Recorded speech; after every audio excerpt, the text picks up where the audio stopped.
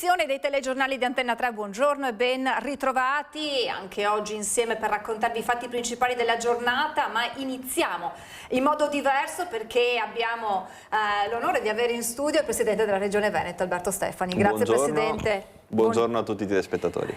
Il Presidente Stefani che è venuto qui negli studi di Media Nord-Est per insomma, aggiornarci sulle novità e partiamo, è doveroso Presidente, facendo un salto indietro, veniamo alla giornata storica di ieri per le Olimpiadi, storica per lo sport italiano con la grande vittoria di Federica Brignone, ma ci sono stati tanti altri ori azzurri e medaglie azzurre, e poi storica per la visita del Presidente Mattarella, che insomma è innegabile dirlo che sta portando davvero fortuna, quando c'è lui arrivano le medaglie, poi le frecce tricolori. Lei ha avuto il modo di rivedere il Presidente Mattarella, che giornata è stata? Beh, diciamo che è stata una giornata d'oro in tutti i sensi, nel senso che ovviamente oltre al risultato olimpico è stata anche l'occasione per intrecciare rapporti e relazioni. Tra l'altro il Presidente Mattarella è sempre il benvenuto qui in Veneto. Abbiamo inoltre visitato il nuovo ospedale, il Codivilla di Cortina, che grazie anche alle Olimpiadi resterà ovviamente al servizio dei cittadini del nostro territorio, così come in questi giorni io sto girando tra l'altro le 99 case di comunità, territorio per territorio, fare in modo che queste case siano attive H24 e far sì che i cittadini del Veneto abbiano sempre un riferimento di medicina generale a cui fare riferimento per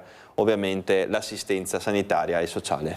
Mi aggancio a queste sue considerazioni perché ieri nella Marca Trevigiana è arrivato l'assessore regionale alla sanità Gino Gerosa, abbiamo fatto con lui un po' un quadro della sanità, dice una sanità in difficoltà, ma non solo quella veneta, dice italiana, internazionale. Ci sono tante sfide, i costi delle nuove tecnologie, una popolazione sempre più anziana, un nuovo format proprio della società, della famiglia, sfide alle quali dobbiamo rispondere, lui diceva ingegnerizzando il sistema sanitario e pensando proprio alle case di comunità, agli ospedali di comunità come un punto focale.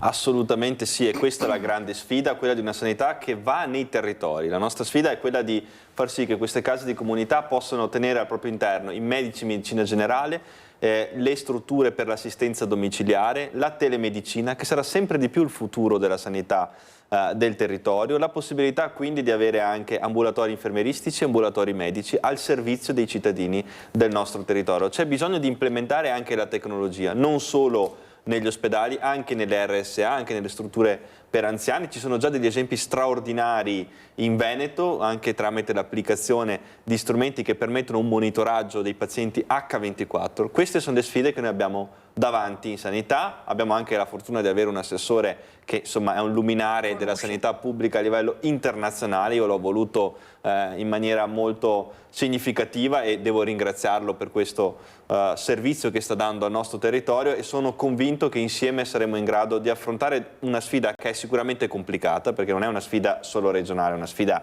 nazionale, vorrei dire internazionale, ma è giusto che la Regione del Veneto faccia tutto il possibile. Io i prossimi 4 mesi li dedicherò a girare le 99 case di comunità, gli ospedali di comunità, a parlare con il personale sanitario, a fare le scelte migliori che potremo fare in materia di sanità, puntando sulla qualità. Non devono essere logiche politiche, devono essere logiche di qualità del servizio e di qualità delle persone che affrontano quei servizi. C'è però una sfida che è quella della carenza di personale, anche su questo è intervenuto l'assessore Gerosa e diceva non possiamo andare a cercare medici, infermieri altrove se non riusciamo a tenere nel nostro territorio i nostri medici. Va rivista insomma quella che è anche la dignità della figura sanitaria. Assolutamente sì, e va rivista con degli accordi integrativi regionali che possono aiutarli ovviamente non solo da un punto di vista economico, anche da un punto di vista della conciliazione della propria attività con la propria vita, perché poi questa è una grande sfida, quella del welfare sanitario, no? Si parla tanto di welfare aziendale nel nostro territorio, di welfare lavorativo, bisogna anche cominciare a parlare di welfare sanitario, garantire loro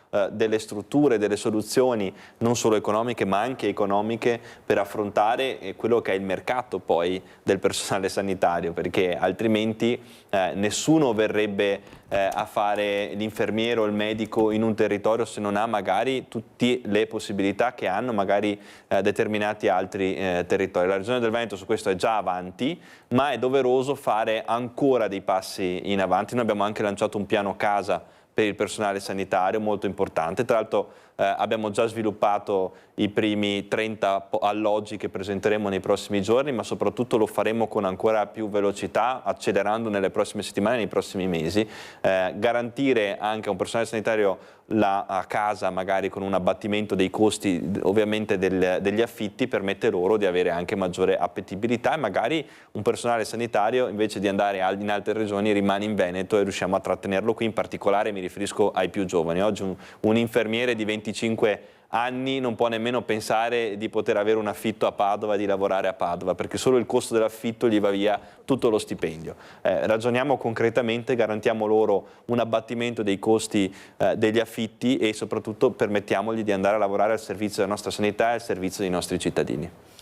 Presidente, se ci permette, io mi collegherei con la nostra Marta Zatta da Padova, perché c'è un tema che sta tenendo piede in queste ultime settimane che riguarda le pro loco e la nuova fiscalità che riguarda le sagre, che rischiano di essere paragonate a delle attività commerciali tipo i ristoranti. Questo mette a rischio eventi storici anche per i nostri territori. Sappiamo quanto i veneti siano fondamentali. Buongiorno a Marta Zatta e buongiorno al Presidente Umpli Padova. Prego Marta. Sì, buongiorno ai nostri telespettatori e al Presidente. Esatto, dal 1° gennaio scorso infatti è entrato in vigore il nuovo codice per le pro loco, per il terzo settore. Un nuovo codice che in realtà li sta mettendo, come si può dire, in ginocchio, con nuove pressioni fiscali, tanto da pensare se eventualmente fare ancora queste sagre tanto amate dai cittadini veneti e anche e soprattutto molto partecipate. Io sono appunto in compagnia del Presidente di Umpli Padova, Giuseppe Pengo. Proprio l'Umpli ha lanciato l'allarme per la situazione. Ora stavamo anche parlando poco fa, per prenderne una diciamo famosa, la sagra del cavallo di Legnaro, non sapete neanche più se farlo o meno, perché non sapete come muovervi.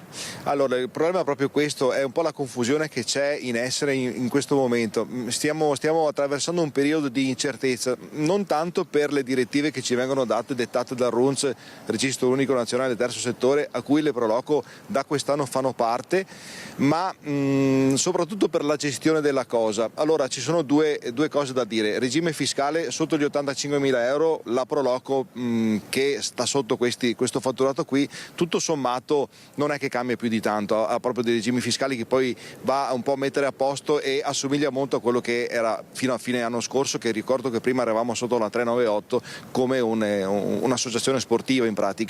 Adesso qui invece supera i 250.000, scusate, oltre gli 85.000 euro, invece in realtà si dovrà portare il registratore di cassa, ci saranno altre attività fiscali da tenersi. Ora, è vero anche, e bisogna dirlo, nel RUNS c'è scritto che comunque una manifestazione come quella di una sagra, se la pro loco, e questo lo dice lo statuto, va a promuovere il prodotto locale, va a promuovere il territorio, culturalmente visite guidate o altro, fa parte del nostro credo, e quello è una manifestazione di interesse generale e non viene conteggiato sotto il regime fiscale, appunto, che va a superare gli 85.000 euro. Forse è un po' complicata sta cosa, però poi siamo soggetti, e questo è un po' l'inghippo, a dei test di commercialità. Se siamo soggetti a questi, dove salta fuori che superiamo quelle che sono certe entrate, comprese le spese, naturalmente ecco che potremmo diventare enti commerciali a tutti gli effetti. La nostra fiscalità cambierebbe, diventerebbe una fiscalità ordinaria a tutti gli effetti, e questo va a scredito nostro, perché ricordiamoci che insomma alla fine la pro loco locale di un qualsiasi paese altro non è che l'associazione che mette d'accordo le altre associazioni del paese, fa da capofila in una festa magari grande. Portavo l'esempio prima che se una festa ha bisogno di un centinaio di volontari è perché la pro loco locale ha lavorato bene insieme alle altre associazioni che ne fanno parte ogni sera per far sì che il bello venga fuori sulla propria manifestazione.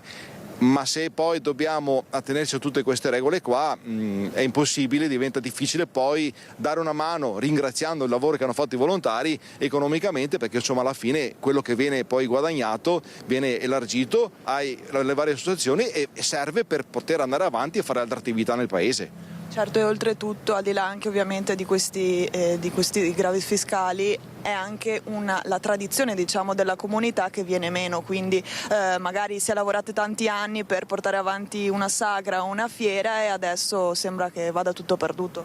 Ecco, proprio questo che non vogliamo. Ci sono proloco che hanno 50 anni, che hanno 60 anni, che fanno manifestazioni da sempre fatte bene. Ora, noi siamo volontari e non ci interessa niente fare chissà che, cioè non vogliamo rimetterci di nostro naturalmente, sicché le cose cerchiamo di farle più in regola possibile, sotto l'aspetto di vista sia fiscale, sotto il punto di vista assicurativo per i nostri volontari. Ricordiamoci che i nostri volontari sono assicurati tutti per poter venire a lavorare da noi, perché sennò in quel momento là loro sarebbero come i nostri dipendenti. Non possiamo far sì che venga una persona a lavorare 2 ore, 3 ore e magari se si fa male non è neanche coperta assicurativamente. Questo è impensabile. Che nel tempo ci siamo adeguati, fortunatamente dico io, in meglio per rendere le nostre proloco sempre più sicure e sempre più all'avanguardia e rispettando i tempi a cui stiamo andando incontro. Però a tutto c'è un limite e dobbiamo renderci conto che senza di noi poi certe manifestazioni che non sarebbero più possibile farle, anche i comuni stessi, noi ci chiediamo come fanno ad andare avanti. Cioè, se noi decidessimo, ne parlavo prima col presidente nazionale Nino Laspina, che lo ringrazio della telefonata che mi ha fatto, perché avevo detto che appunto poteva essere che oggi tutti i presidenti di provincia alla fine hanno mandato fuori un articolo del genere, proprio di provincia del Veneto, perché ci siamo messi d'accordo in giunta. E di questo ringrazio Rino Furlan, il mio presidente, con gli altri componenti di giunta che ci siamo messi d'accordo proprio per fare questo, per dare una svolta a questa situazione che è di stallo, perché alla fine le regole ci sono ma non sappiamo ancora bene come organizzarci, come seguirle. In conclusione, visto che abbiamo anche il presidente del Veneto in studio, un appello che lancia. Presidente, io la ringrazio che mi sta vedendo, che mi sta ascoltando. Non ci conosciamo ancora ma avremo modo di conoscerci, spero presto. Siamo tutti e due di Padova, magari non lo so, un po' di campanilismo ci vuole, magari speriamo di stringerci la mano presto e qualcosa insieme lo faremo. Io penso che insieme si possano cambiare le cose. Ecco, da Padova per il momento è tutto, ti ridò la linea allo studio. Grazie Marta, grazie al Presidente Pengo e subito al Presidente Stefani la replica.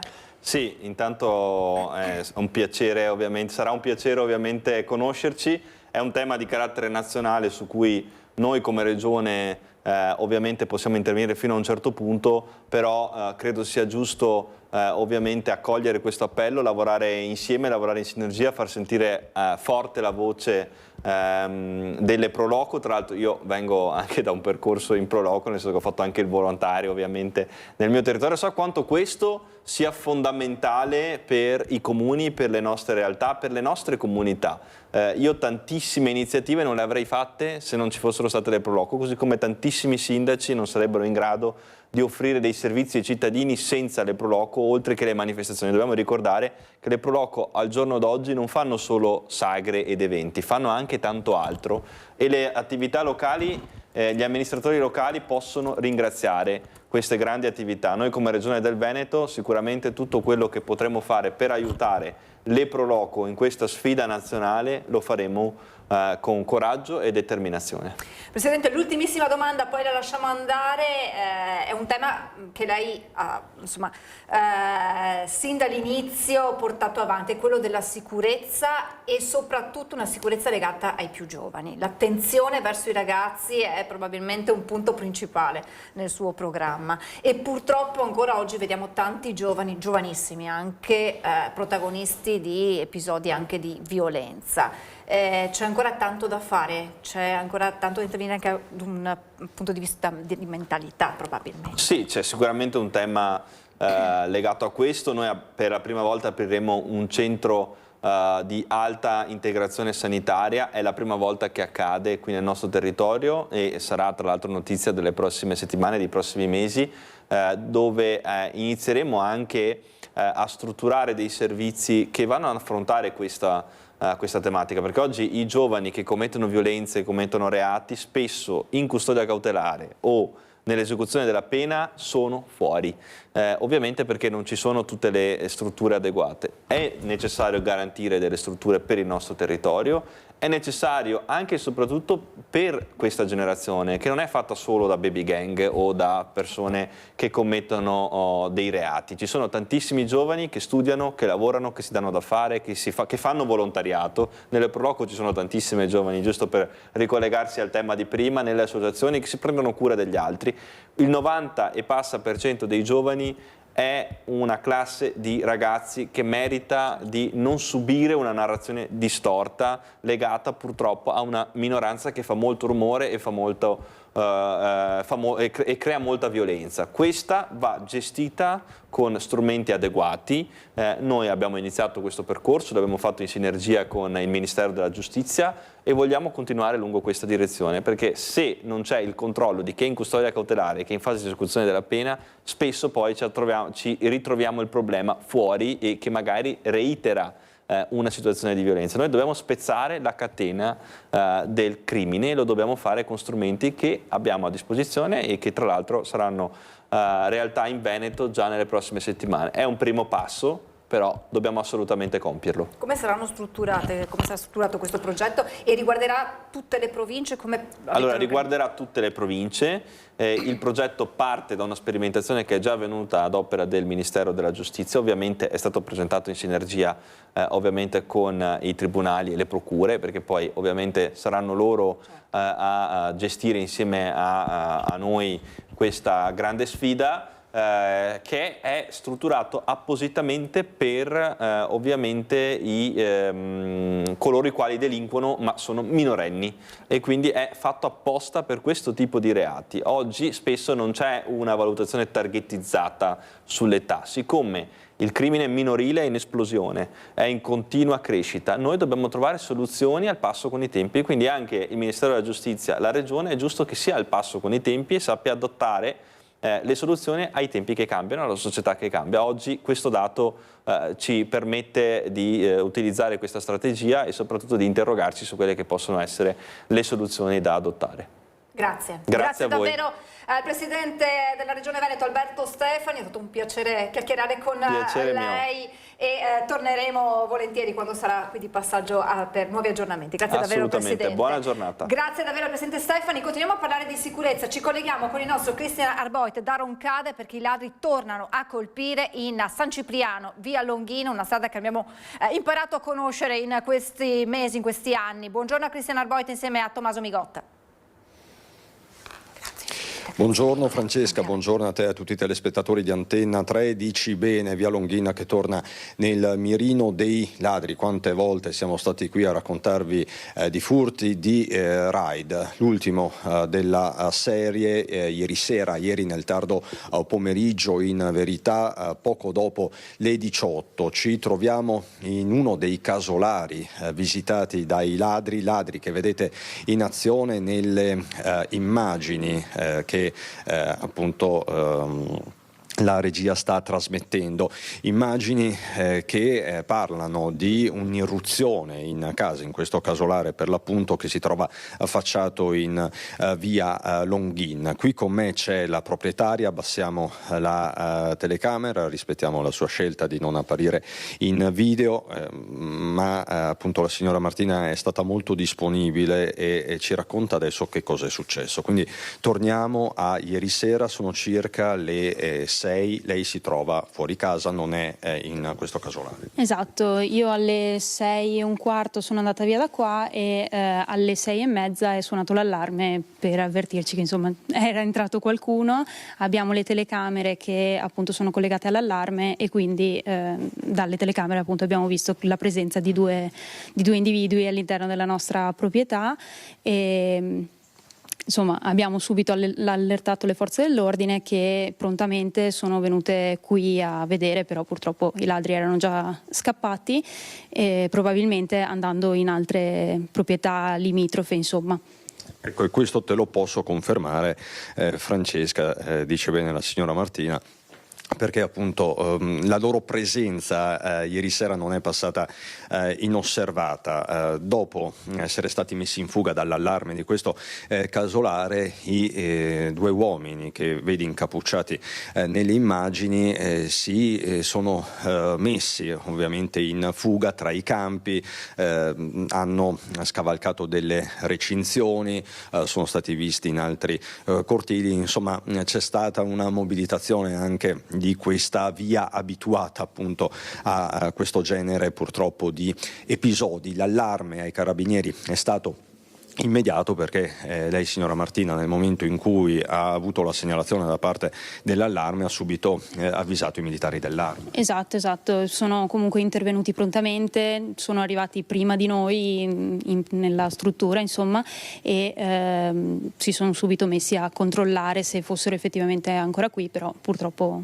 erano già andati via, insomma. Ecco, i carabinieri poi si sono messi anche sulle tracce di questi delinquenti, poi appunto ci sono state anche queste altre segnalazioni, torce nella notte, perché in tanti hanno visto queste torce in mezzo ai campi. È uno scenario che spesso registriamo e decisamente inquietante.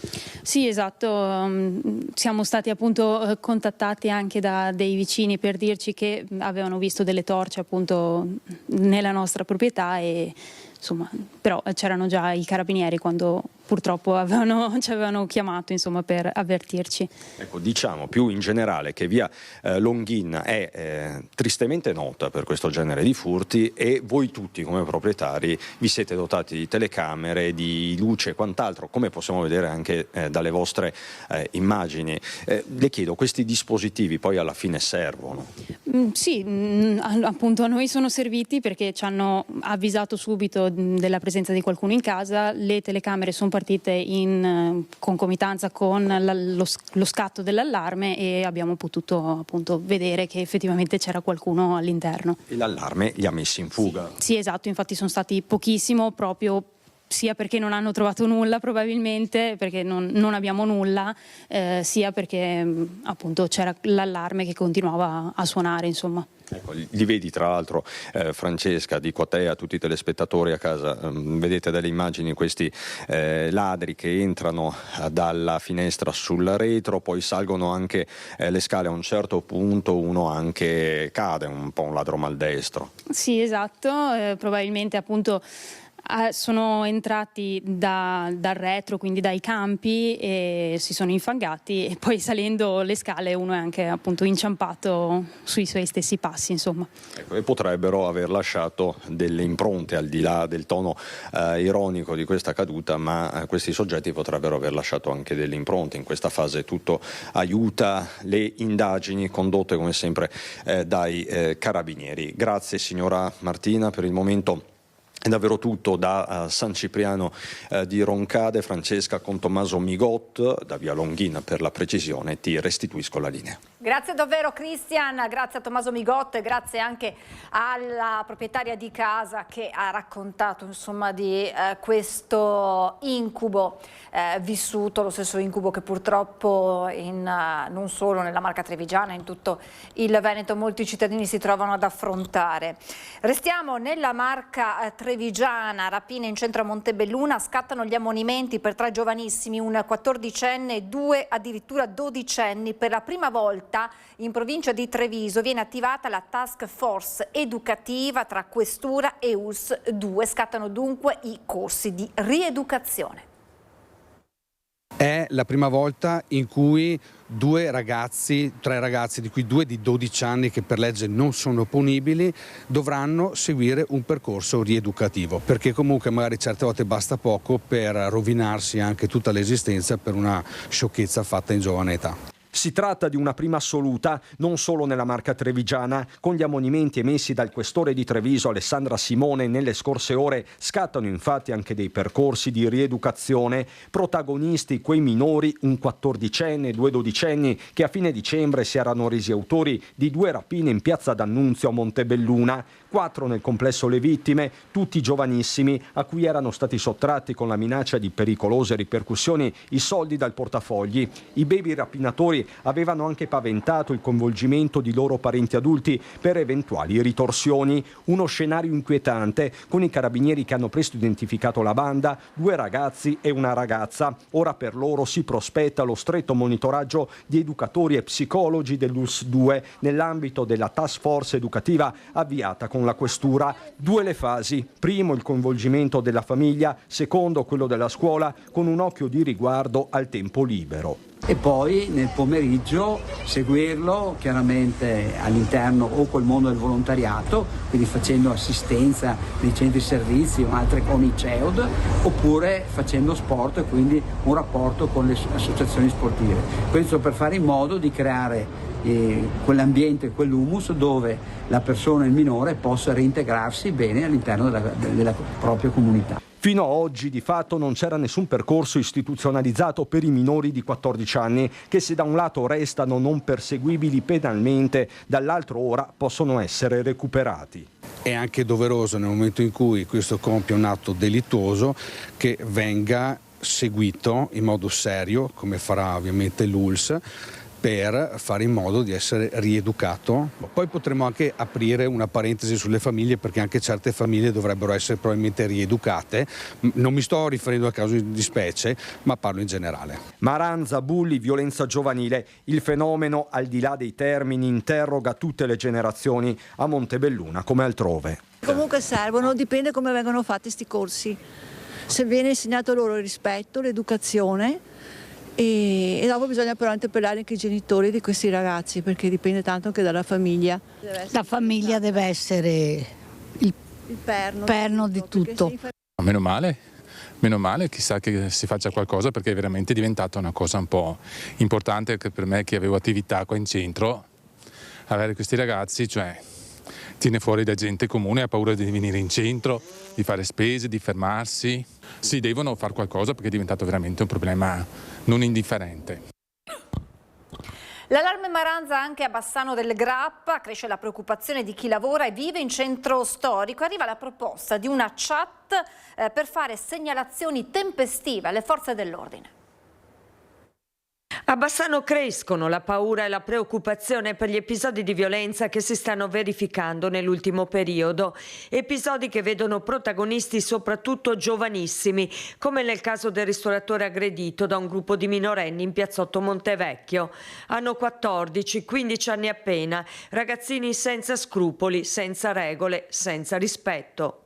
Si vedono proprio degli eventi, degli episodi proprio di mancanza di rispetto anche con le persone anziane che stanno camminando, cioè non si parla di litigare nei locali, di comportamenti, si parla proprio di mancanza di rispetto e di educazione. Non ci pensano 2 volte ad alzare le mani, a picchiare, a ferire. L'allarme Maranza è crescente e dai commercianti arriva la proposta di far partire una chat SOS Centro Storico per segnalare direttamente alle forze dell'ordine situazioni di pericolo. Se l'amministrazione comunale creasse un numero WhatsApp dove i vari commercianti ma anche i cittadini potessero monitorare certe situazioni di degrado o di potenziale pericolo e segnalare tramite fotografia immediata al comando della polizia locale delle immagini, sicuramente riusciremo a scoraggiare certi comportamenti avendo un intervento preventivo delle forze dell'ordine. Velocizzare l'intervento delle forze dell'ordine, fornendo loro anche documentazione fotografica in tempo reale,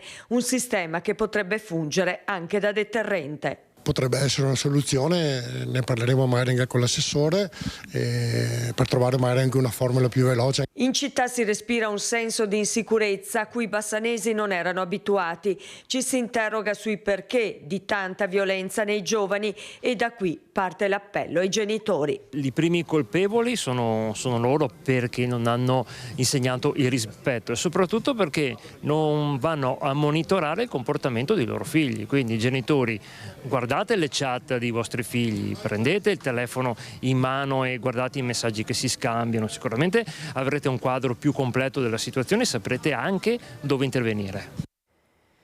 Ed è rientrato in Italia il pullman della Battistuzzi dopo l'ultimatum del titolare Vito, che aveva tenuto fermo il mezzo a Praga a causa di una scolaresca padovana fuori controllo. La strigliata è servita, i ragazzi si sono calmati, dice l'imprenditore trevigiano, che aveva anche minacciato di non effettuare il viaggio di ritorno.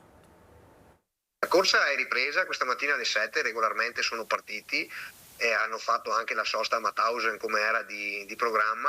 Diciamo c'è un po' di rigidità, di poca collaborazione con l'autista rispetto agli insegnanti, il rapporto è freddo però ovviamente questo tutto clamore che ha fatto la cosa ha impaurito un po' sia gli insegnanti che i ragazzi. Adesso si stanno comportando, da quello che mi dice l'autista, sono circa a Salisburgo in questo momento, e si stanno comportando bene. Alla fine l'ultimatum ha funzionato e la scolaresca padovana in gita a Praga ha ripreso la strada di casa a bordo del pullman della ditta coneglianese Battistuzzi. L'alternativa del resto era rimanere a piedi nella capitale della Repubblica Ceca. Lo stesso titolare Vito lo aveva messo nero su bianco con tanto di lettera dopo aver registrato comportamenti fuori controllo da parte degli studenti sia dentro che all'esterno del mezzo. Rifiuti, sigarette, notti insonne, causa chiasso, con l'autista che si era rifiutato di procedere con il viaggio. Massimo in tal senso il sostegno del titolare, che ha così voluto ribadire un concetto fondamentale. Quando parliamo di sicurezza, in questo caso parliamo di due sicurezze dal mio punto di vista. Parliamo di sicurezza dell'utenza, degli utenti che sono seduti a bordo dell'autobus, ma parliamo anche di sicurezza sul lavoro dell'autista che sta guidando. Ma non è sempre così. Nei mesi scorsi una scuola di San Vendemiano, che era stata ripresa in forma bonaria per aver lasciato delle cartacee sul pullman dopo una gita, era corsa ai ripari, non solo con una lettera formale di scuse da parte della dirigenza, ma anche con messaggi diretti degli studenti all'autista. Insomma, fa intendere Battistuzzi, scuole e genitori, se vogliono, possono fare la differenza e potrebbero farla anche in questo caso, che è ben più grave. Io ritengo che non devo io chiedere la lettera di scuse, ma dovrebbero essere le coscienze di queste persone, genitori, quando arriveranno a casa e ne parlano, la loro coscienza dovrebbe spingerli a scusarsi con chi merita le scuse. Non è un ragazzo che va in giro a spasso così per divertirsi, ma è un padre di famiglia che sta lavorando e che ha il diritto di essere rispettato e di viaggiare in sicurezza. Per anni ha raggirato un sacerdote facendosi dare in totale 100.000 euro. Condannata a 2 anni, la 29enne è fuggita dai domiciliari ed è ora irreperibile. Quando la fiducia viene ripagata con il raggiro è la vicenda che vede vittima un sacerdote, oggi 80enne, per anni parroco in città e nell'Interland, che tra il 2009 e il 2024 ha versato a una giovane donna, all'epoca dei fatti 12enne, circa 100.000 euro, convinto di aiutarla in presunte emergenze familiari e sanitarie, poi rivelatesi inesistenti.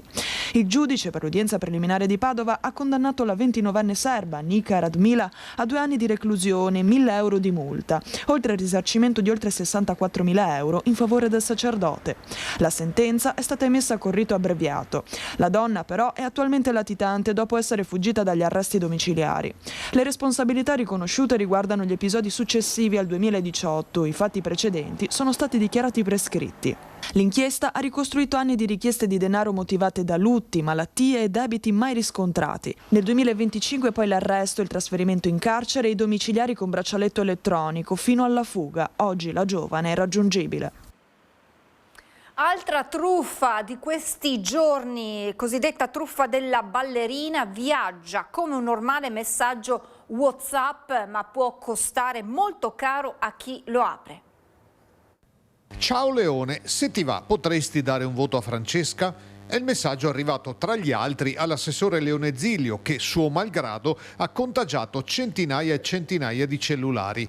Il testo è rassicurante, cordiale e arriva da persone conosciute, per questo ancora più subdolo. Si tratta infatti di una truffa. Sto ricevendo, ma riceverete anche voi, tantissimi messaggi da parte di vostri conoscenti che sostanzialmente vi chiedono un piccolo aiuto economico, una piccola contribuzione economica per pagare il dentista, il notaio o quant'altro, giustificando spiegando che la loro carta attualmente non è attiva. Ovviamente anche questi sono messaggi hackerati, dovete ovviamente segnalarli o comunque non rispondere, non fare nulla di quello che vi richiedono. Altro che ballerina, quindi qui a ballare è la riservatezza, dato che cliccando su quel link viene chiesto, oltre al denaro, anche un codice che di fatto apre le porte della rubrica telefonica ai malintenzionati, col rischio di una propagazione esponenziale di questa epidemia elettronica. Ci vuole un po' di attenzione in queste ore perché ovviamente i messaggi sono dilagati, solo io ho circa 4.000 contatti WhatsApp e il messaggio è arrivato quasi a tutti e in queste ore ovviamente si sta esponenzialmente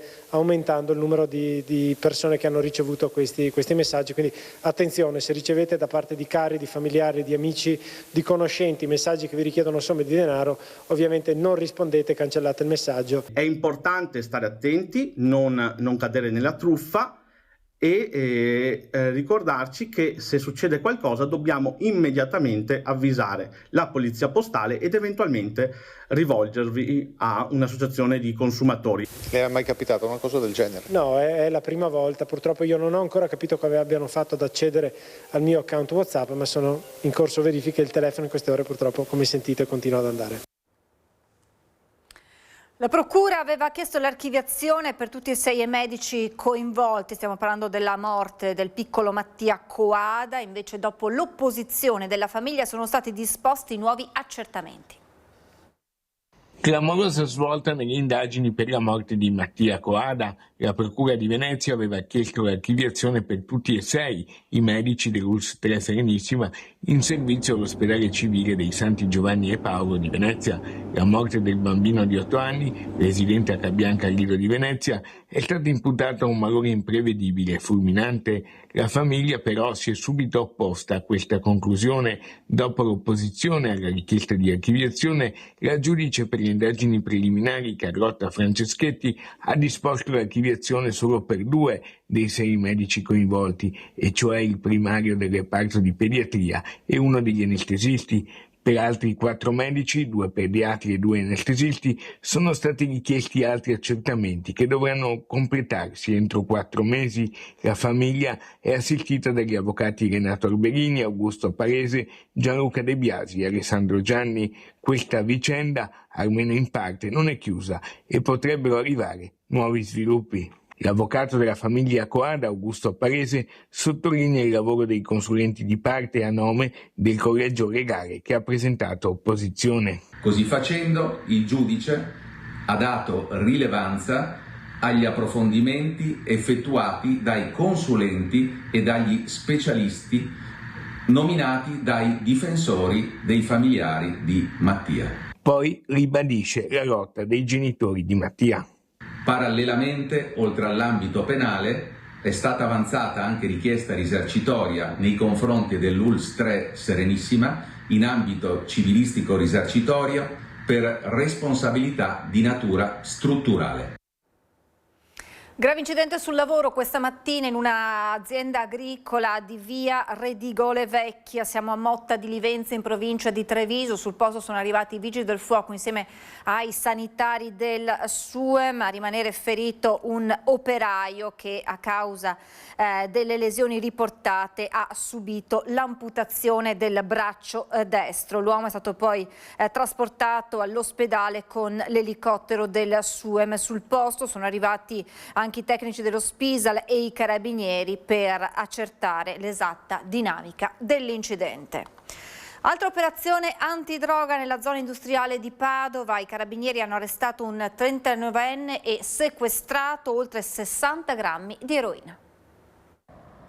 Un andirivieni continuo nel boschetto di via Polonia in zona industriale a Padova ha insospettito i carabinieri della stazione di Ponte San Nicolò che dopo settimane di appostamenti e pedinamenti sono riusciti a bloccare e ad arrestare lo spacciatore che gestiva la vendita di eroina della zona. Si tratta di un 39enne tunisino senza fissa dimora, già noto alle forze dell'ordine. Già lo scorso marzo l'area verde di via Polonia era stata al centro di un'operazione antidroga con l'arresto di 2 pusher. Da qualche settimana la zona boschiva era tornata ad essere una base operativa dello spaccio. I carabinieri hanno fermato prima i 2 acquirenti a cui erano state consegnate alcune dosi di eroina, poi hanno bloccato il pusher che era nascosto tra la vegetazione. Nelle tasche il 39enne nordafricano aveva 475 euro in contanti, altri 22 grammi di eroina e ben 22 dosi già pronte da vendere. La droga è stata sequestrata e lo spacciatore è trasferito al Due Palazzi. I 2 clienti invece sono stati segnalati alla prefettura come assuntori.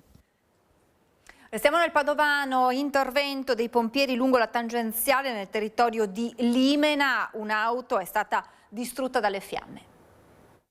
Incendio di un'autovettura a Limena verso le 22 di ieri sera. L'auto, una BMW familiare, stava percorrendo la tangenziale in direzione Cittadella quando, per cause ancora da accertare, sono partite le fiamme. L'uomo alla guida è riuscito a portarsi in un'area di sosta prima di allontanarsi dal mezzo senza conseguenze.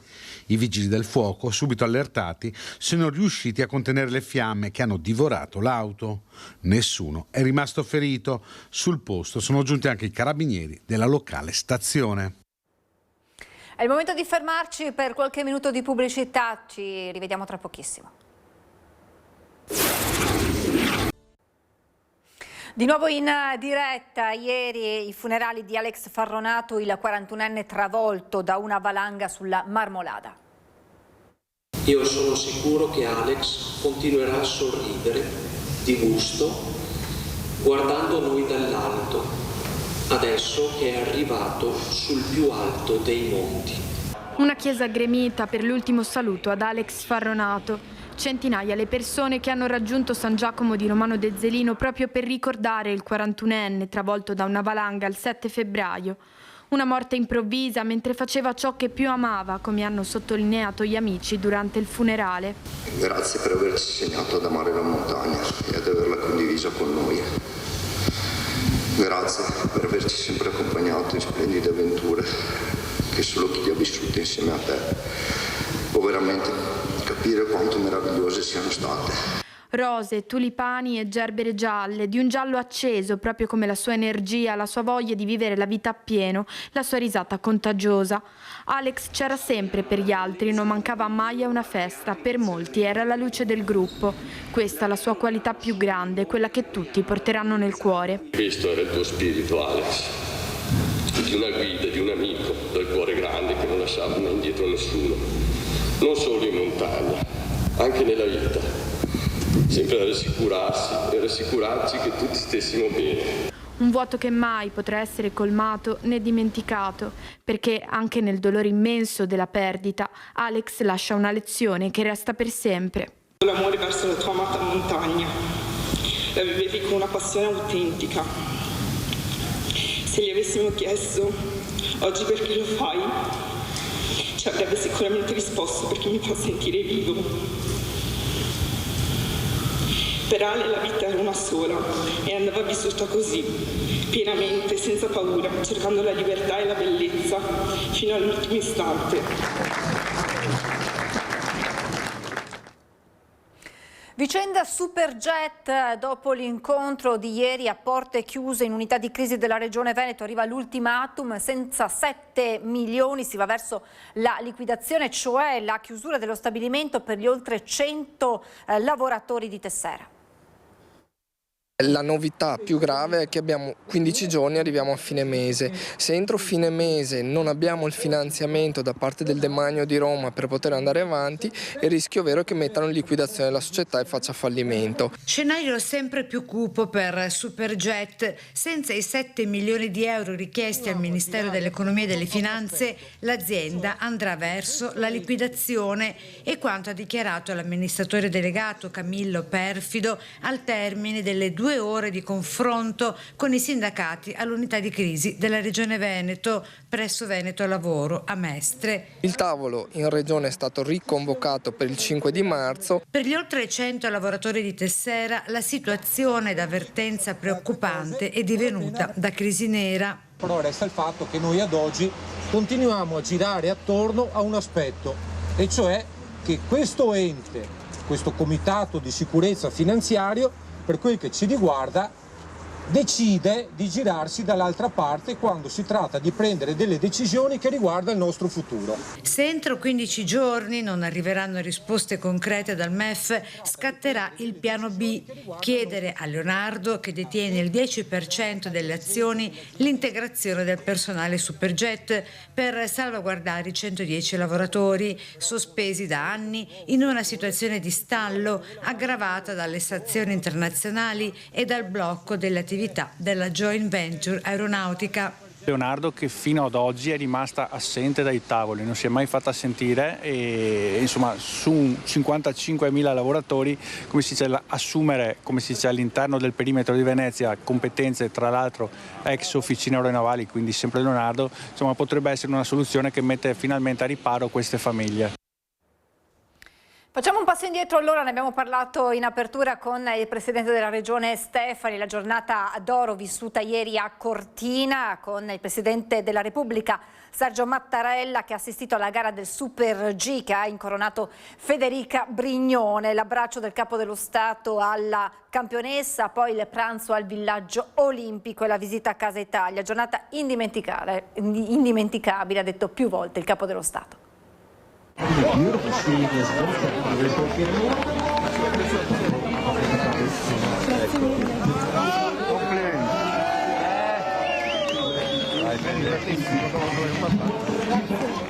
È questa l'immagine di una giornata indimenticabile, aggettivo usato più volte dallo stesso Presidente della Repubblica Sergio Mattarella, che a Cortina ha portato alle atlete impegnate nel Super G il supporto di un intero paese. L'abbraccio con Federica Brignone è liberatorio. Quanto sofferta è stata la reazione del Presidente alla caduta dell'altra grande azzurra, Sofia Goggia. Con lui c'è anche la Presidente del Comitato Olimpico Internazionale, Kirsty Coventry.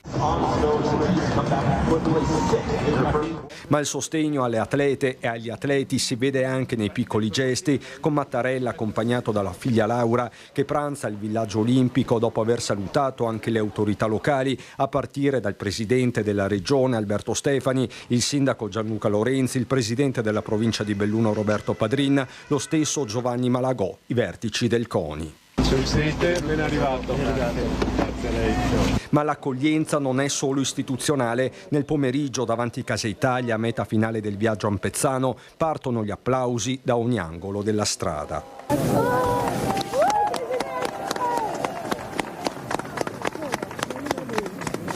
Dentro Casa Italia Mattarella parla di gesta atletica e di sport e valori.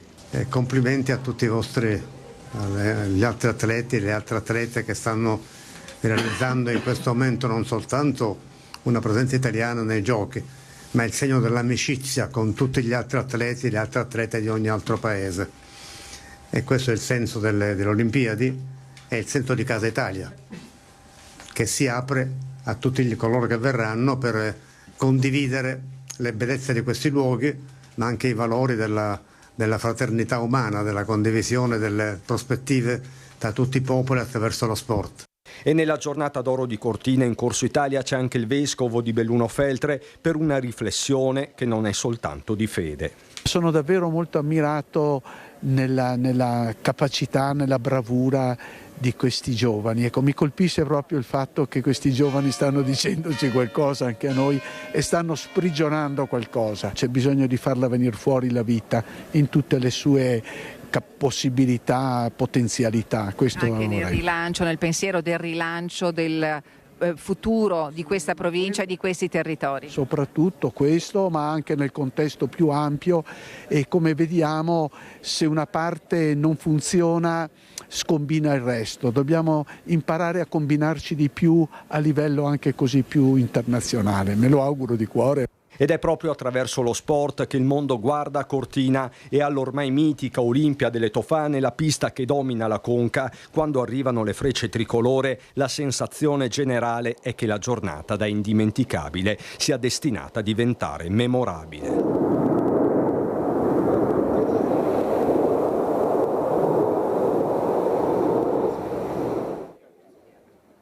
Ma le Olimpiadi non sono solo festa e sport, sono anche indotto economico e da giorni si dibatte sulla paradossale crisi del turismo. Olimpiadi invernali sono o non sono o saranno un volano turistico? Qualche disguido c'è stato e qualche turista è stato perso per i dubbi sull'accessibilità dei luoghi. Accessibilità su cui fa chiarezza il presidente della provincia. Sembrava che bisognasse avere il pass per andare in qualsiasi parte della provincia di Belluno oltre Longarone, così non è, che la 203 Gordina veniva chiusa. Sono tutte abbastanza cose che poi sono modificate in corso d'opera, quindi si può girare liberamente per tutta la provincia di Belluno, eccetto ovviamente Cortina e i mezzi sopra le 7,5 tonnellate che possono circolare solo dalle 21 alle 4, salvo quelli di prima necessità. Le località cadorine si sono riempite di addetti ai lavori, ma sono diminuiti i turisti veri e propri, come sottolinea il sindaco di Calalzo, nel cui comune, per chi fosse interessato, qualche stanza libera si trova. Si è in presenza comunque di un fatto straordinario come l'evento olimpico e c'è fiducia nel dopo. La speranza di noi, specialmente noi paesi cadorini, è proprio questa, che questa sia un volano per i prossimi anni. Sicuramente non ci si poteva aspettare che questi 2 o 3 settimane di gara potessero fare la differenza per il turismo, per la nostra economia. La nostra speranza è appunto quello che gli investimenti che sono stati fatti, che si pensa a 5 miliardi di investimento su strutture che poi rimarranno sul territorio per l'87%, che questo grosso investimento sia proprio il volano per permetterci di affrontare un po' il futuro con un maggior spirito anche di iniziativa da parte dei privati, nel senso che qui si spera che ci sarà un aumento del turismo nei prossimi anni che ci permetta insomma di vedere il futuro con un po' di sano ottimismo. Ed una settimana dall'inaugurazione dei Giochi Olimpici abbiamo chiesto ai cittadini che impatto avranno negli anni sul territorio veneto. Olimpiadi 2026 in Veneto. Splendide. Ma avranno secondo lei una ricaduta positiva sul territorio? Sicuramente sì, l'esempio che abbiamo dato di organizzazione, di bellezza, di efficienza, sicuramente sì. Sicuramente per il turismo, per le infrastrutture ho qualche perplessità a dir la verità, soprattutto perché non tutto è stato completato. Il futuro ci dirà cosa sarà. Ma no, si spera, mi auguro e senz'altro sono certo di questo. Ma più per il turismo o più per le infrastrutture che restano? Ma penso per il turismo, ma qualcosa anche per le infrastrutture che rimangono, senz'altro. Magari faranno conoscere determinati luoghi o paesi meno in vista anche ai turisti stranieri e quindi sicuramente sarà un ritorno positivo, ecco. C'è anche la questione infrastrutture, resteranno, saranno un valore aggiunto secondo lei? Allora io spero che siano un valore aggiunto e spero che vengano terminate, almeno alquanto abbiamo potuto sentire in televisione, e spero che siano sicure, ecco, perché so che ci sono stati un po' di malumori in merito anche alla cabinovia e quant'altro, soprattutto lì a Cortina, perciò ben venga che si possa investire, ecco, sul territorio. Su tutta l'Italia penso abbia una risposta positiva, a parte questi fatti incresciosi che sono successi l'altro giorno, sono da condannare assolutamente e quindi niente, spero proprio di sì. Ma secondo lei più dal punto di vista turistico o anche di infrastrutture che restano? Tutte e due, turistico e infrastrutture, che sicuramente hanno fatto dei lavori per fare queste Olimpiadi, sicuramente sarà un effetto positivo per tutto. Per quanto mi riguarda penso che ci siano cose molto più importanti da seguire. Olimpiadi 2026 avranno una ripercussione positiva sul territorio veneto secondo lei? Da una parte sì, perché ieri ero a Milano e c'era una cifra di gente nella stazione che non si poteva neanche entrare. Diciamo la gente sta andando, è una cosa interessante. Oltre all'andamento turistico, quelli che saranno gli effetti delle Olimpiadi, c'è un altro aspetto legato ai giochi invernali, è quello del prezzo delle case alle stelle. Sentiamo l'analisi di un esperto del settore. L'assegnazione dei mondiali e delle Olimpiadi alla Regina delle Dolomiti ha rimesso in moto una serie di investimenti nel mercato immobiliare di Cortina che è prevalentemente costituito da italiani, e che da 2 anni si muove con cauta prudenza, ma con un trend in miglioramento.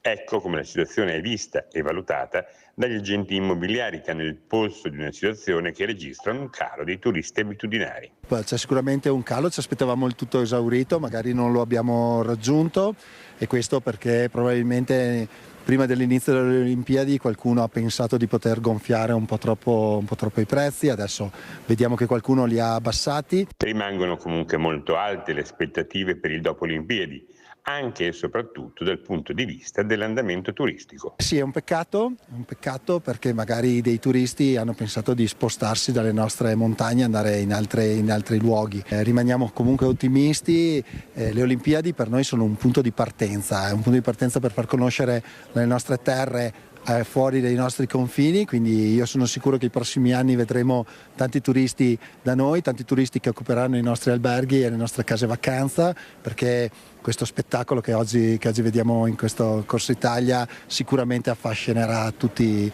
le persone che ci vedono per televisione o che adesso ci vedono proprio in diretta, e quindi rimango ottimista.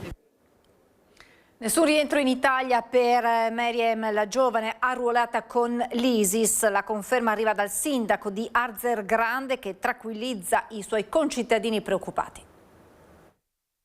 Sono stato raggiunto da decine di messaggi preoccupati, cittadini per questo potenziale arrivo. Notizie ufficiali non ne abbiamo, quindi non è previsto il rientro, l'arrivo di Meryem. Sono molti i cittadini di Arzergrande preoccupati per un possibile rientro nel piccolo comune della Bassa Padovana di Meryem Reaili, la giovane di origine marocchina che nel 2015 a 19 anni era fuggita di casa per arruolarsi nelle file dell'ISIS in Siria. Il sindaco di Arzergrande, Filippo Lazzarin, chiarisce che al momento non ci sono possibilità di un ritorno della ragazza. La sua presenza in paese non sarebbe opportuna, spiega Transhan, il primo cittadino. Da qualche anno dopo la caduta del califfato, Meryem, oggi 29enne e madre di 2 bambini, vive in un campo profughi siriano. Il padre, Redouan Reaili, ha rivolto un appello perché la figlia possa rientrare in Italia insieme ai suoi piccoli, avuti con il marito, sposato in Siria, un miliziano di origine palestinese, morto in battaglia. Il nostro no è quello di una comunità comunque accogliente, però di persone per bene, regolari, che soprattutto non hanno una condanna pendente. Rispetto ai figli di questa ragazza bisogna trovare delle soluzioni alternative se vogliono rientrare. Ovviamente adesso non ci sono i presupposti. Meryem nel 2017 è stata condannata in contumacia dal Tribunale di Venezia a 4 anni di reclusione per arruolamento con finalità di terrorismo internazionale. E adesso parliamo della vicenda del blocco navale, reato di omissione di soccorso, non effettuare un salvataggio in mare e condurre il battello in porto sicuro. Ne ha parlato sulle nostre reti a TV12 il ARING Alessandro Metz, armatore sociale della nave mediterranea Saving Humans. Cioè la possibilità nei casi di minaccia grave per l'ordine pubblico o la sicurezza nazionale, come il rischio di terrorismo, ma anche una pressione migratoria eccezionale, di impedire l'attraversamento delle acque territoriali italiane e di condurre i migranti che sono a bordo di quelle imbarcazioni sottoposte all'interdizione anche in paesi terzi. Cioè la possibilità che il governo può stabilire che le acque non siano valicabili da natanti di nessun genere. Metz, voi cosa pensate? Ci sono alcune convenzioni sottoscritte dall'Italia e dalla maggior parte dei paesi che prevede come deve attuarsi e funzionare il salvataggio in mare. Chi non effettua un salvataggio in mare verso un'imbarcazione in distress, quindi a rischio affondamento, commette un reato, il reato di omissione di soccorso. Il salvataggio si conclude con lo sbarco dei naufraghi nel porto sicuro più vicino al luogo del salvataggio. Nel Mediterraneo centrale, il porto più vicino, sicuro, dove poter effettuare lo sbarco è per ragioni geografiche l'Italia. Quindi non puoi non portare a compimento il salvataggio una volta che tu hai effettuato quel salvataggio. Adesso, fra l'altro, grazie a questa nuova linea europea, porto sicuro è sicuramente la Tunisia. Il primo porto sicuro è perché è un paese sicuro se non secondo il nuovo elenco, è un paese sicuro, quindi dalla Libia possono andare, adesso è certificato, non sarà più nessun giudice che lo stabilisce e andranno in Tunisia. L'affermazione assolutamente discutibile e opinale di affermare che la Tunisia sia un paese sicuro, dove muoiono quotidianamente migranti subsahariani che arrivano e nel momento in cui vengono presi e ripresi vengono portati nel deserto. Questo non vuol dire che se una nave naufraga, affonda, non viene salvata, vuol dire che se arriva una nave della ONG viene presa e accompagnata molto probabilmente o al porto sicuro o anche al centro in Albania.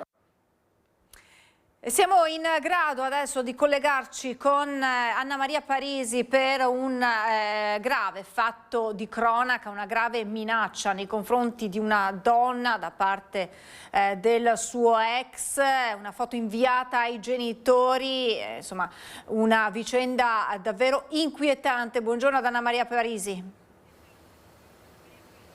Sì, buongiorno Francesca, una vicenda più che inquietante, come dicevi tu, molto grave e che fortunatamente grazie all'intervento dei carabinieri dopo la denuncia della ragazza è stata bloccata. Una vicenda che vede protagonista appunto questa ragazza di 36 anni con il suo ex coetaneo, entrambi di origine straniera, con lei residente qui a Musile di Piave, che dopo aver intrapreso una relazione ad aprile dello scorso anno con questo ragazzo ha subito 2 minacce di morte, la prima con lui che brandendo un coltello gliel'ha puntato al collo e poi la seconda con lui che l'ha minacciata sempre brandendo un martello. Lei che non fa denuncia, lui che continua con gli atteggiamenti ossessivi e compulsivi di gelosia, se possiamo chiamarla tale, sfrenata, obbligandole a consegnargli il cellulare, fino a quando poi le prende il cellulare presentatosi sul luogo di lavoro di lei, questo a gennaio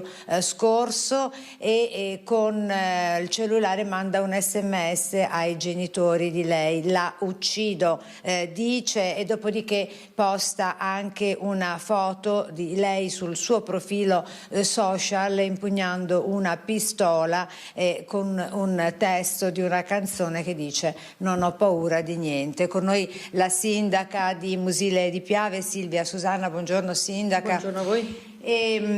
Già Musile di Piave ha visto pochi anni fa il femminicidio con Maria Arca, la 38enne di Torre del Greco, che si era trasferita qui con i figli e uccisa a colpi di coltello dall'ex marito. Una vicenda questa che sta scuotendo tutta la comunità. Sì, è una notizia di oggi che tra l'altro a ridosso del nostro patrono San Valentino, quindi la festa degli innamorati, è anche una cosa che colpisce maggiormente rispetto a quello che può accadere negli altri giorni. Sicuramente è una notizia inquietante più che altro per la violenza con cui quest'uomo si è posto nei confronti della fidanzata e tra l'altro in un rapporto abbastanza recente, perché insomma i ragazzi erano fidanzati dall'aprile 2025 come ha detto lei. Evidentemente è una persona con problemi, una persona che per fortuna ha mandato questo SMS e i genitori hanno saputo prendere i provvedimenti e quindi denunciare il fatto. Sono intervenuti i carabinieri, quindi diciamo in questo caso la faccenda si è risolta in modo abbastanza senza conseguenze. Adesso all'uomo verrà applicato il braccialetto elettronico con divieto di avvicinamento alla ragazza, quindi insomma in questo caso direi che le cose sono andate bene pur nella tragedia in sé. Ecco, vicenda che pone anche un'altra domanda: quanti che le risulti, sindaco, sono stati i codici rossi non soltanto nel suo comune ma qui nella zona del Porto Gurarese? Ma allora l'anno scorso ce ne sono stati circa una cinquantina in tutto il territorio nostro e quest'anno siamo già circa una decina. È chiaro che sono dati impressionanti, se vogliamo, perché insomma è appena iniziato l'anno e già siamo a queste cifre. Devo anche dire che il 70% di questi codici rossi sono provenienti da persone di origine straniera, quindi qualche riflessione a mio avviso va fatta e soprattutto va anche verificato quanto queste persone si sono integrate nella comunità e quanto hanno percepito quelli che sono i valori di una comunità sana. Credo che su questo come istituzioni bisognerà lavorare e bisognerà capire come intervenire. Sindaco, un'ultima battuta, domani San Valentino, come ha ricordato lei, tra l'altro il Comune è allestito con le arance che sono il simbolo proprio del territorio. Sì, le arance sono da sempre il simbolo di San Valentino a Musile, che è il patrono della città. Arance simbolo di salute, verranno benedette al mattino presto dal parroco del paese e poi saranno distribuite in parte gratuitamente, ma sarà anche possibile acquistarla presso i rivenditori che saranno presenti. Purtroppo abbiamo dovuto rinviare tutte le manifestazioni di domani perché c'è maltempo, ma verrà fatto tutto il 15, quindi domenica, con la premiazione della coppia più longeva e della coppia più giovane. Ecco, per esempio dalla coppia più longeva credo che si potrà senz'altro imparare come si fa a convivere con gioia per tanti anni rispettandosi a vicenda. Con questo bel messaggio del sindaco, Silvia Susanna, restituisco la linea da Musile di Piave con la parte tecnica di Simone Merlo e ringrazio la Grazie sindaca. a voi, grazie a voi. Grazie Anna Maria, grazie Simone Merlo, grazie naturalmente alla sindaca. Con una coppia delle chiavi entra nella casa dell'ex convivente che l'aveva denunciato per maltrattamenti il giorno prima, ma il tempestivo intervento dei carabinieri in zona per servizi di controllo del territorio riescono a bloccarlo prima che possa aggredire la donna. Un 47enne di Vedelago arrestato dai militari. Nel corso degli accertamenti è inoltre emerso che poco prima dell'episodio il 47enne aveva minacciato l'ex di diffondere sue immagini intime. Per questo è stato anche denunciato per il reato di diffusione illecita di immagini o video sessualmente espliciti. Per l'uomo è scattato il divieto di avvicinamento alla parte offesa con l'applicazione del braccialetto elettronico. Ci fermiamo per la pubblicità, tra poco. Rieccoci in diretta, ci colleghiamo con la nostra Vanessa Banzato, insieme a lei Andrea Benetti, con loro il sindaco di Asiago Roberto Rigoni Stern, perché i lavori per la posa della fibra hanno causato la rottura di una tubatura e insomma sembra non essere il primo incidente di questo tipo e chiaramente scoppia la polemica. Buongiorno Vanessa, buongiorno al sindaco.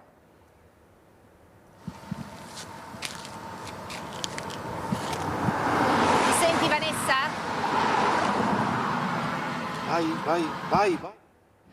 Sì, buongiorno a te Francesca, a tutte le persone che ci stanno seguendo da casa. Io mi trovo assieme al sindaco di Asiago Roberto Rigoni Stern e ci troviamo proprio davanti all'impianto di teleriscaldamento che è stato chiuso per 2 giorni a causa di un guasto a una tubatura. Pensate, 70 litri d'acqua al minuto che fuoriuscivano da questa tubazione che è stata, pare sia stata bucata durante i lavori di posa della fibra. L'ennesimo, è il caso di dire, guasto che viene fatto a causa appunto di queste opere, di questi lavori. Fortunatamente qua ad Asiago nonostante tutto è andato bene perché c'è stata soltanto la chiusura delle scuole e certo è che mezza città è rimasta al freddo per diverse ore.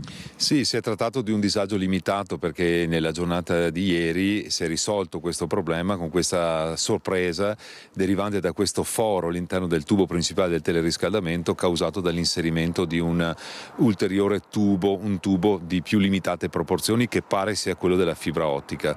Il disagio, come dicevo, è stato limitato perché fortunatamente ieri sera i termosifoni erano già caldi e abbiamo dovuto chiudere comunque le scuole nella giornata di oggi perché non sapevamo che tipo di sorpresa si poteva trovare sotterranea e devo dire che la società di gestione Via Energia ha operato con la massima attenzione, la massima celerità per risolvere il problema e ridurre al minimo il disagio per i cittadini, per le imprese e per gli edifici pubblici che sono collegati alla rete del teleriscaldamento. Adesso però c'è da capire di chi sono le responsabilità di questo guasto.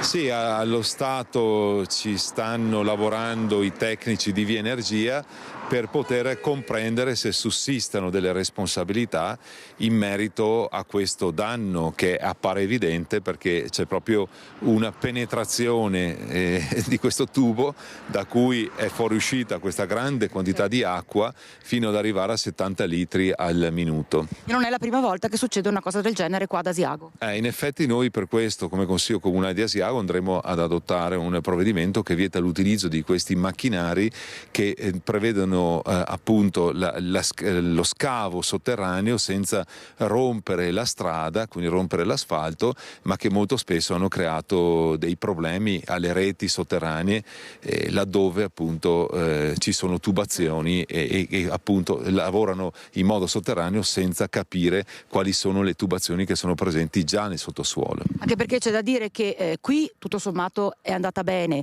a parte la chiusura delle scuole, freddo in alcuni edifici e quant'altro, e basta. Ricordiamo invece che è andata decisamente peggio il 1° ottobre del 2024, quando proprio durante la posa della fibra è stata bucata una tubazione del gas ed è esplosa una casa in via Eck, siamo in pieno centro a Gallio, ed è morto il dottor Rossato. Per questa vicenda sono chiuse le indagini e ci sono adesso 11 persone che sono indagate appunto per reati davvero gravi. Chiederei alla regia al proposito di mandare il servizio che abbiamo realizzato proprio per fare il punto su questa situazione. Sono 11 le persone iscritte nel registro degli indagati a seguito dello scoppio che provocò la morte di Luigi Rossato, il medico di 72 anni, quel maledetto 1° ottobre del 2024. I numeri dell'inchiesta sono agghiaccianti perché passarono, pensate, 34 minuti da quando avvenne la perforazione della tubazione del gas a quando successe davvero quel dramma. 34 minuti in cui passarono ben 106 veicoli, tra cui 2 pullman di linea strapieni di persone e una cisterna piena di benzina. L'esito poteva essere decisamente ancor più drammatico. Sì, a Gallio poteva essere una strage. I capi d'accusa per gli 11 indagati sono omicidio, lesioni gravi, disastro e crollo di edificio colposi, oltre alle violazioni in materia di sicurezza. La PM Maria Elena Pinna, sostituta procuratrice al Tribunale di Vicenza, ha avvisato della chiusura delle indagini titolari, professionisti, dipendenti tecnici delle società incaricate da E-Distribuzione SPA, Infrastrutture e Reti Italia SPA e Consorzio Stabile Consiel. Una sfilza di violazioni, omissioni, linee guida disattese, mancati confronti che hanno portato all'esecuzione del foro pilota, poi allargato con l'utilizzo di un apposito strumento alesatore che ha bucato il tubo del gas in via Eck a 1,20 m di profondità. Erano le 16:29. Il gas ha iniziato a uscire copioso, penetrando in parte nelle condotte fognarie fino a raggiungere l'abitazione del medico 72enne. È bastato accendere una luce in quella villetta e la paurosa esplosione. La casa distrutta. Per il dottor Rossato nessuna possibilità di salvarsi. Il figlio Michele, a casa con il padre, rimase ferito, fortunatamente non in maniera grave. Forse ci sarebbe stata una possibilità se si fosse avviato immediatamente il protocollo sicurezza, allertando per tempo i soccorsi, chiudendo la strada, circoscrivendo l'area di pericolo ed evacuando le famiglie. Invece chi stava lavorando ha contattato solo 15 minuti dopo Italgas per comunicare la rottura del tubo e solo 20 minuti dopo il danneggiamento i vigili del fuoco. Dicevamo poco fa, nel frattempo 106 veicoli sono transitati in quel tratto. Visto quante persone sono passate, sinceramente abbiamo rischiato grande. Io confido nella giustizia, so che stanno facendo un ottimo lavoro, giustizia per la famiglia e giustizia un po' per quella morte che non doveva succedere.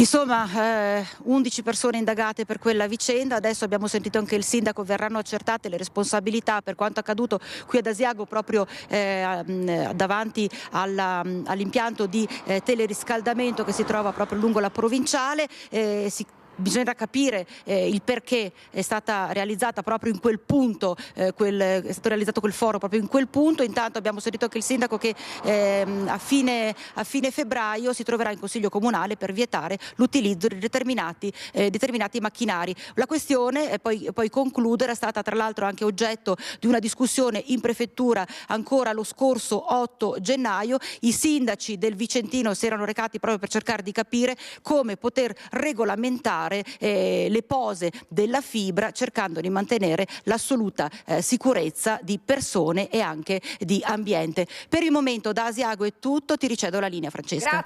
Grazie davvero Vanessa, buon lavoro a te e buon lavoro ad Andrea Benetti, con Vanessa D'Asiago per il supporto tecnico. Parliamo di sanità, le sfide, la riorganizzazione del sistema sanitario regionale, dai centri specializzati alle case e agli ospedali di comunità. Ne ha parlato a Castelfranco il neoassessore regionale alla sanità Gino Gerosa.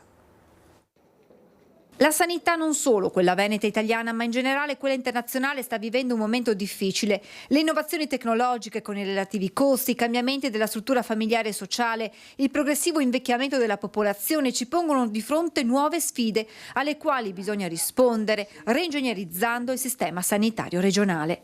L'analisi è dell'assessore alla sanità Gino Gerosa a Castelfranco per la consegna da parte di Confartigianato di una nuova ambulanza. Incentivare la sanità di prossimità e quindi le case di comunità, l'assistenza domiciliare integrata, l'aiuto ai più fragili, che sono anche i più anziani, molto spesso con più comorbidità, e poi pensare ai centri di eccellenza che siano disseminati, questi centri di eccellenza, sul territorio regionale. È in questo scenario che troverà collocazione l'ospedale di Castelfranco, dove sembra sempre più vicino il progetto di accorpamento delle chirurgie dell'ULSS 2 e dello IOV. Si tratta di un importante punto di forza per dare ai cittadini una risposta a 360 gradi, partendo dalle urgenze, emergenze fino agli interventi oncologici, e il commento del direttore generale Francesco Benazzi. Ma ci sono altre sfide per la sanità veneta, come quella che riguarda la carenza di organico, soprattutto nei pronto soccorso, tema affrontato nelle ultime ore nella 5ª commissione regionale. Mi domando, possibile che dobbiamo porci il problema di come recuperare professionalità mediche e infermieristiche dall'estero se non siamo in grado di trattenere i medici e gli infermieri italiani che migrano all'estero? Siamo un sistema paese un po' strano, no? Perché invece di andare a recuperare professionalità all'esterno cerchiamo di trattenere i nostri medici e i nostri infermieri, fornendo e migliorando quella dignità sociale ed economica a cui facevo riferimento prima. Un'ultima considerazione del neoassessore riguarda la mozione depositata dal consigliere Riccardo Szumski sulla realizzazione di ambulatori per la gestione delle reazioni causate dal vaccino anti-Covid. Ci stiamo ragionando perché gli eventuali danni da vaccino Covid, scrivo eventuali danni da vaccino Covid, sono stati monitorati dal sistema sanitario regionale e chiaramente non verranno abbandonati quei pazienti. I piccoli comuni veneti si incontrano nel Vicentino, a Grumolo delle Abbadesse, per fare il punto su come affrontare le carenze e sui vantaggi delle unioni e delle fusioni. Piccoli comuni, grandi sfide. Il futuro è a un passo dall'orizzonte politico, non c'è tempo da perdere. Servono idee chiare, visione, il coraggio di sperimentare nuovi modelli di collaborazione. Detto fatto, ecco i sindaci dei comuni veneti con meno di 5.000 abitanti che si ritrovano a Villa Godi Piovene di Grumolo delle Abbadesse.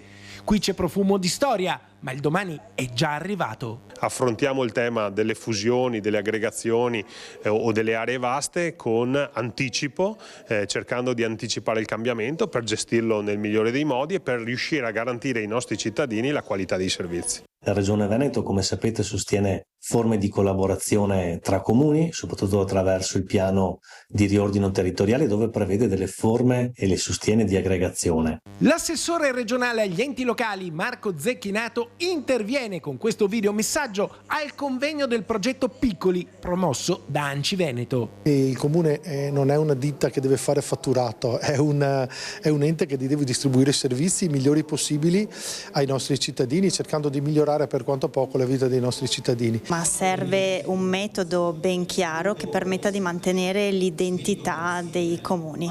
Quindi mantenere insomma i campanili in qualche modo.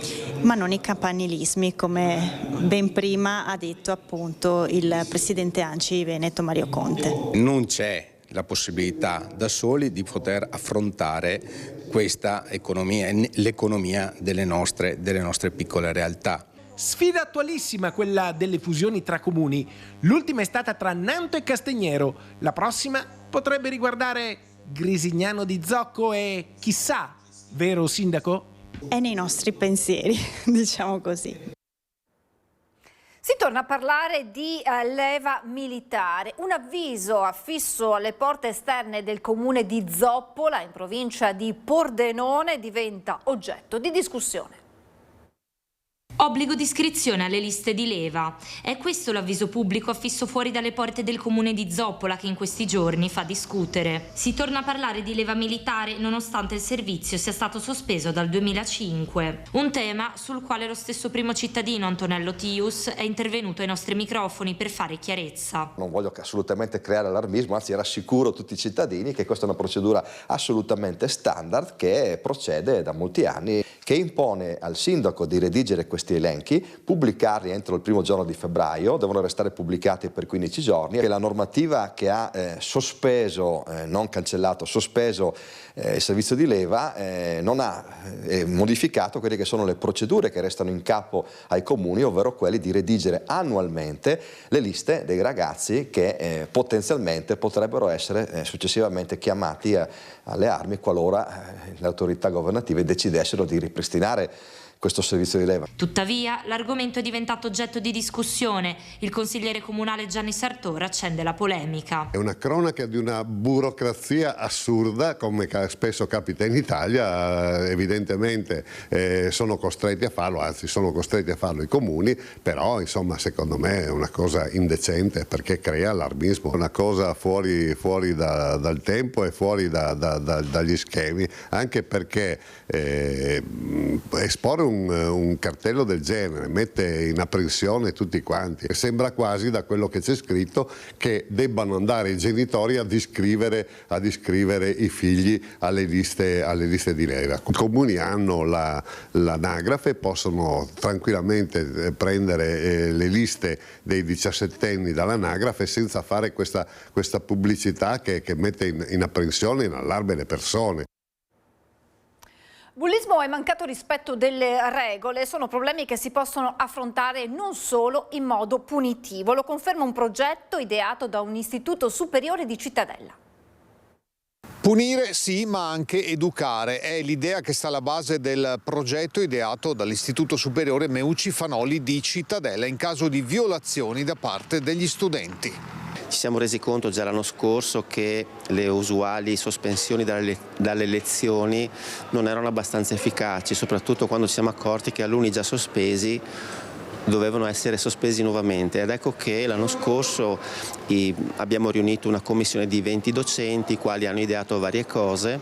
Questa commissione ha ideato dei percorsi pomeridiani che in qualche modo fanno riflettere i ragazzi.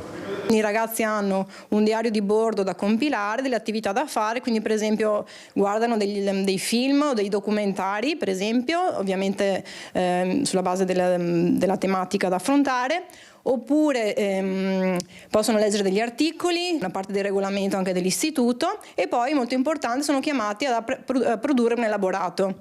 Anche questo elaborato dipende dal percorso, per lo più devono scrivere una lettera di scuse se è stato un comportamento che riguardava la mancanza di rispetto, o un sondaggio possono preparare, o anche un racconto su un episodio di bullismo. E poi questo elaborato viene esposto in classe, quindi anche questo è molto importante, perché così l'errore del singolo diventa un'occasione per tutta la classe per crescere e anche acquisire competenze di cittadinanza. La sospensione è importante perché alla responsabilità e alla trasmissione dell'importanza anche della gravità dell'errore commesso va accompagnato una costruzione della coscienza e della consapevolezza, affinché insomma il nostro istituto, insieme alle professionalità, insieme al saper fare, trasmette in primis ai ragazzi al saper essere cittadini consapevoli e costruttori di una comunità sana nella realtà in cui vivono e operano. Sono una trentina gli studenti che in questi mesi sono entrati nei vari percorsi. Il progetto dell'Istituto Meucci Fanoli sarà presentato a Firenze dall'11 al 13 marzo a Didacta Italia, la più importante fiera italiana della scuola. Appuntamento da non perdere nel pomeriggio in Fiera Longarone, dove è allestita la mostra Scie di Gloria, che ripercorre la storia dei grandi stelle dello sci con queste scie di gusto, un viaggio sensoriale alla scoperta del conegliano Valdobbiadene Prosecco Superiore. L'appuntamento è dalle 17 alle 18, come detto, alla mostra Scie di Gloria nel padiglione E della Longarone Fiere. Con questo appuntamento noi vi salutiamo, ora ci sarà come sempre la sigla, le previsioni del tempo e poi a seguire un'altra imperdibile pillola con Marco Goldin, che ci illustrerà un'altra delle meravigliose opere allestite al Museo di Santa Caterina a Treviso, e poi l'appuntamento con Casa Pappagallo e la ricetta del giorno, e poi la nostra programmazione continuerà intorno alle 16 con il film Rate Race. Grazie a Francesca Pezza e Marco Gagliazzo in regia, grazie a voi per averci seguito e buon proseguimento su Antenna 3.